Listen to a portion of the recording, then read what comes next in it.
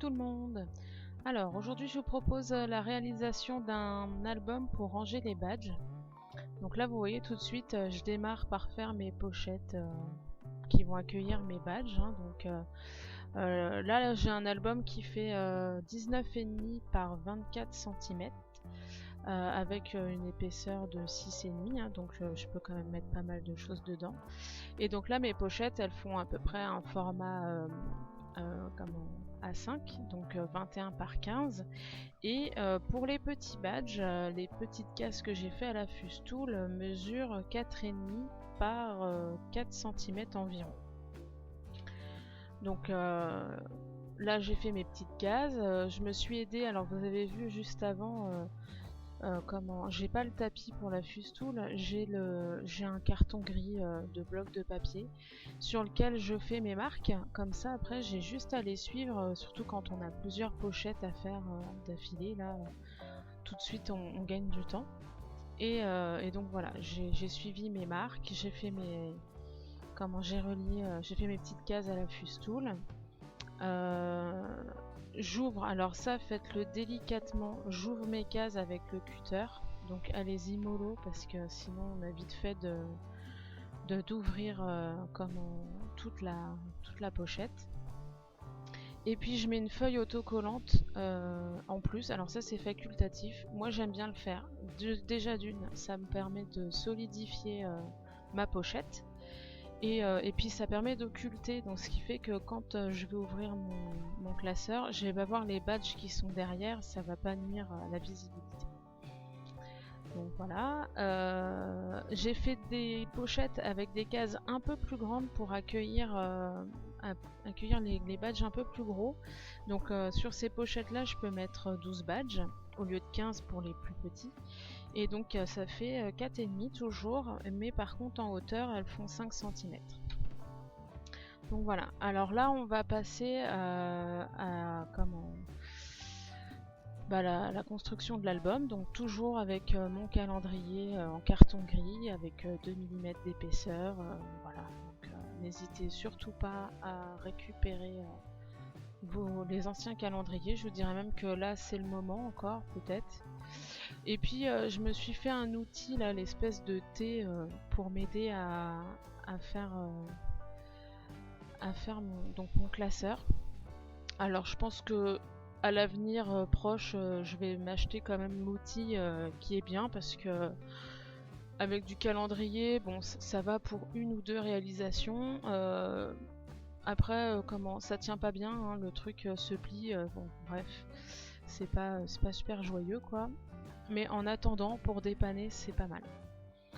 Donc je commence par faire à poser donc du papier. Alors là le papier que j'ai utilisé il vient de la collection texture de chez Graffiti Girl.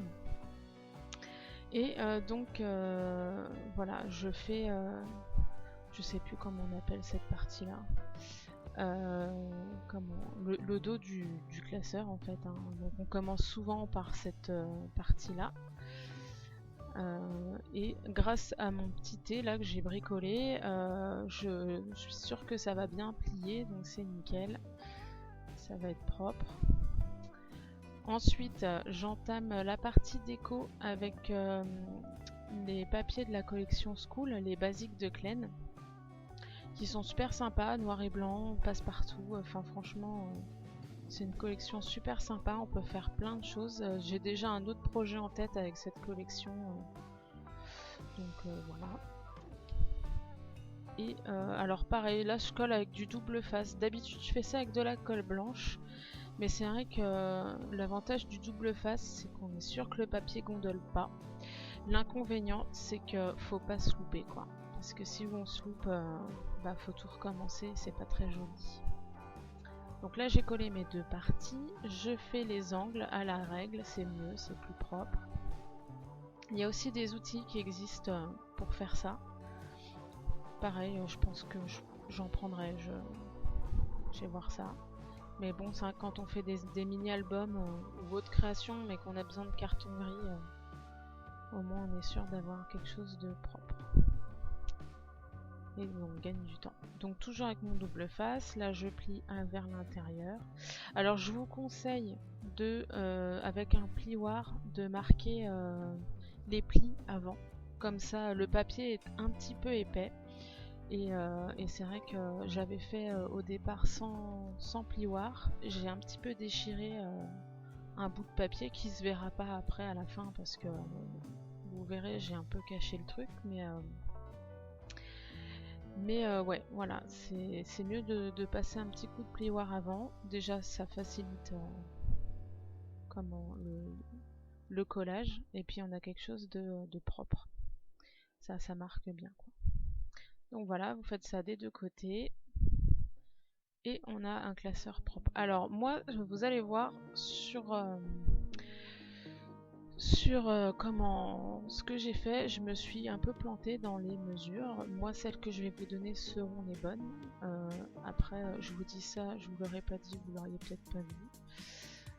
Mais bon, forcément, quand on fait les choses nous-mêmes, dès qu'on voit un truc qui va pas, on voit que ça.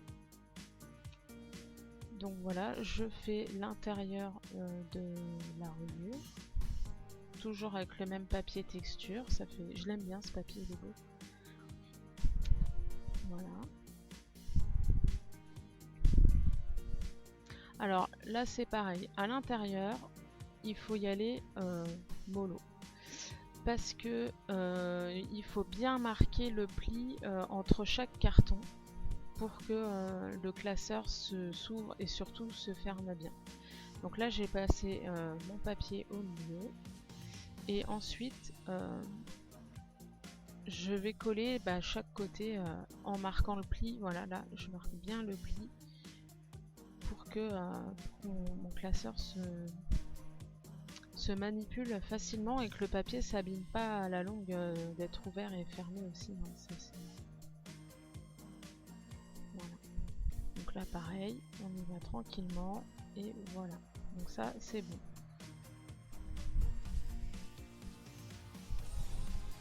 Et là j'ai repris encore des papiers, des basiques de Klein pour décorer l'intérieur. Et bon vous voyez c'est...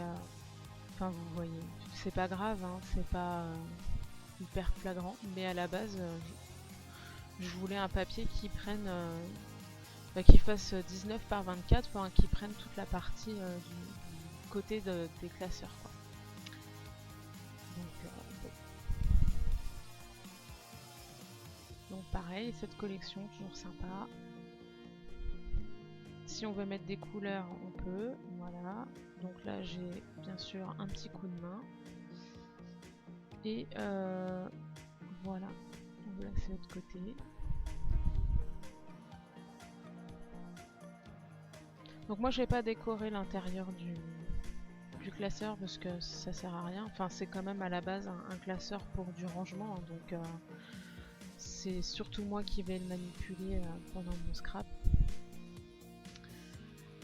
Et j'ai juste l'extérieur, donc là c'est la partie vous voyez où là je vais décorer la couverture. Donc là j'ai utilisé le pochoir Un jour une vie avec de la Distress Oxide, c'est Hickory Smoke, c'est gris quoi.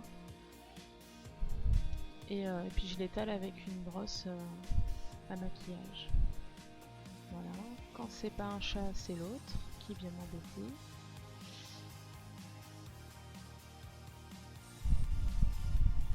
Donc là c'est le travail de fond.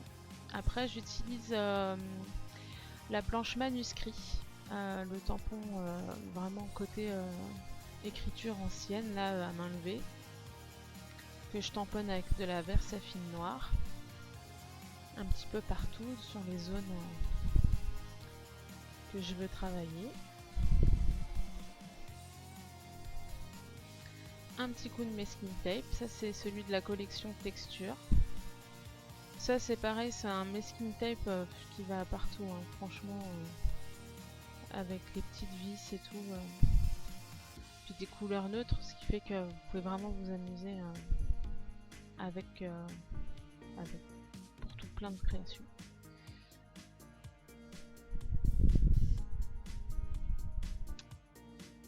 Voilà, voilà, je sèche tout. Alors moi, ma Distress Oxide grise, là, comme ça, elle est hyper humide. Donc, faut bien bien sécher à chaque fois, sinon, bah, c'est sous peine d'en foutre partout, quoi.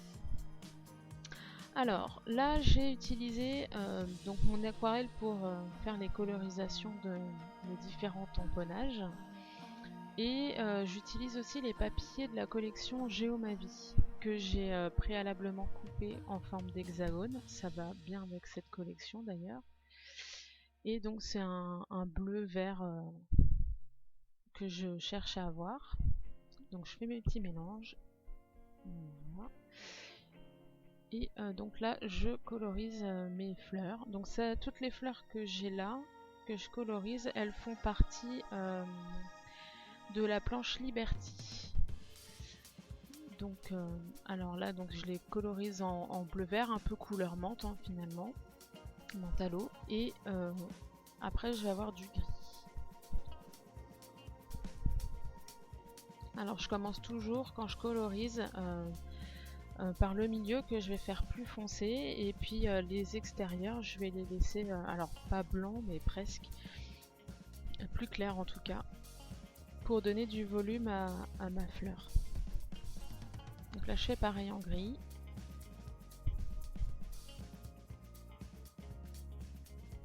Et puis les toutes petites, je reprends le menthe à l'eau. Voilà.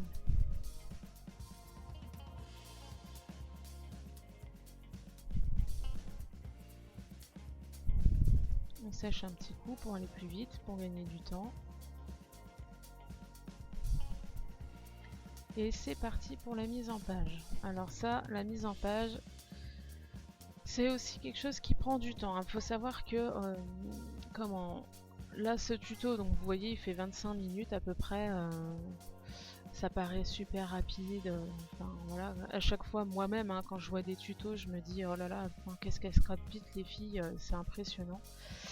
Et en fait, entre le début de mon projet et la fin, il s'est passé plusieurs jours parce que alors autant la partie les pochettes, faire le classeur, ça je l'ai fait d'une traite sans problème, mais alors la partie déco, j'ai séché beaucoup.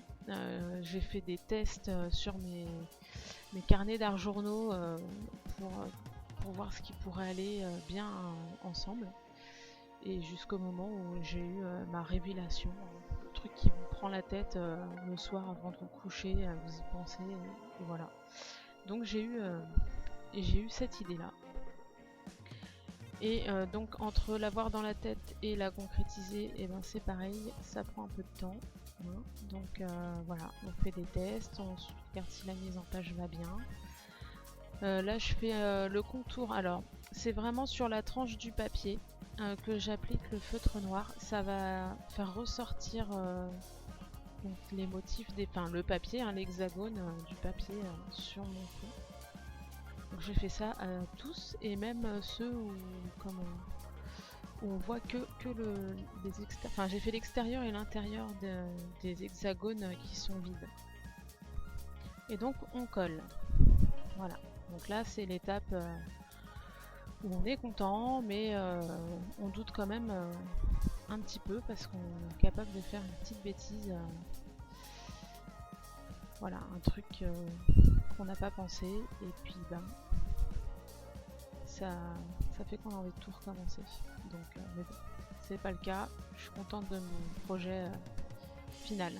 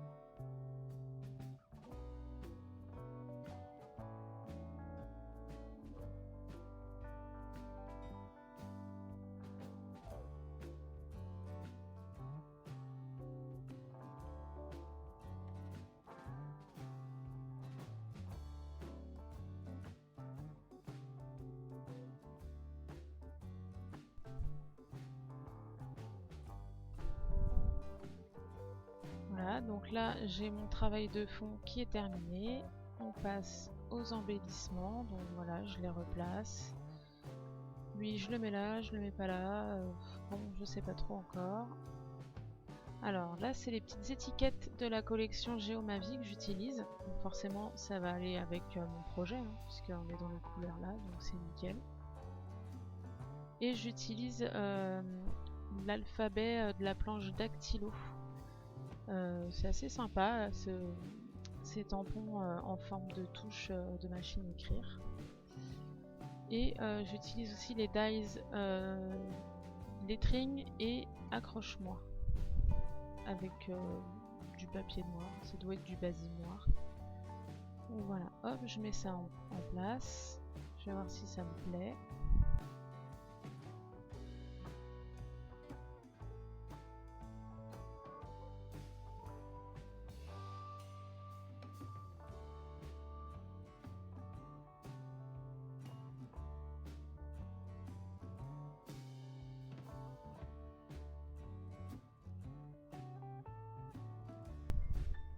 Les petites étiquettes les die cut du thème scrap. Donc j'ai mis scrap attitude et passion scrap.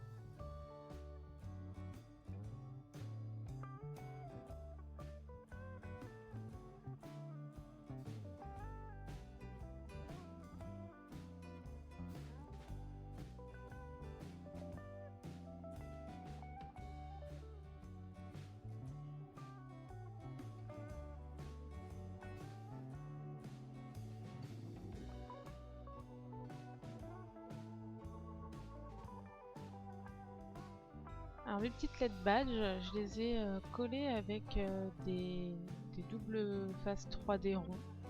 Je trouvais ça sympa de faire ressortir les lettres là. Ça met un peu de volume aussi.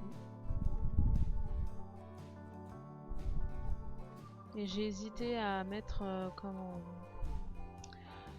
du gloss là, mince, je sais plus comment, du glossy accent, voilà, dessus pour les refaire ressortir encore un peu plus. Et puis finalement je l'ai pas fait parce que après ça fait des fois un peu trop quoi. Donc j'ai abandonné l'idée. Sans compter que ça met 3 plombes à sécher. Alors entre temps, surtout quand on a des chats comme les miens qui squattent le bureau tout le temps, bien sûr, aller demander à un chat de faire gaffe où il pose ses pattes quoi. Je vous fais pas de dessin, c'est pas. Donc j'ai évité. Donc là je termine la déco de mon classeur.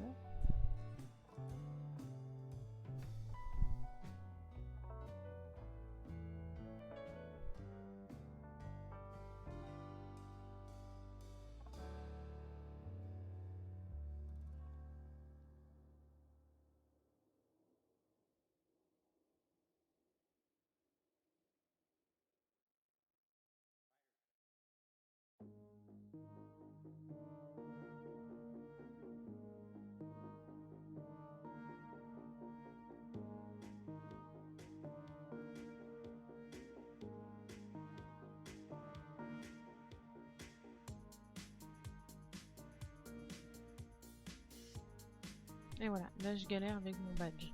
Où est-ce que je vais le mettre? Et puis finalement, bah, voilà, il est dans un hexagone. Tout va bien. Voilà. Alors j'étais partie pour faire le contour et puis finalement, bah non, je le fais pas. J'avais peur que ça fasse trop, donc j'ai préféré éviter.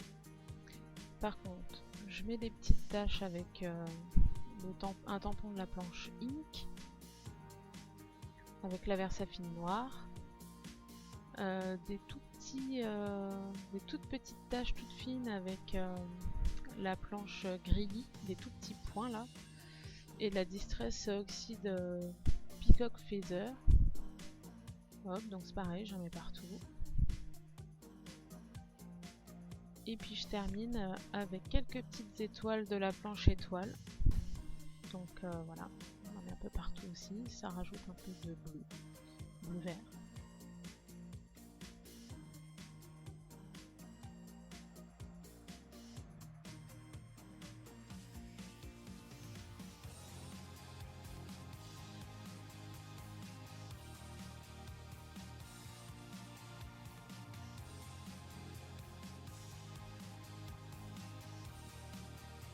Alors là on passe à la mise en place des anneaux du classeur.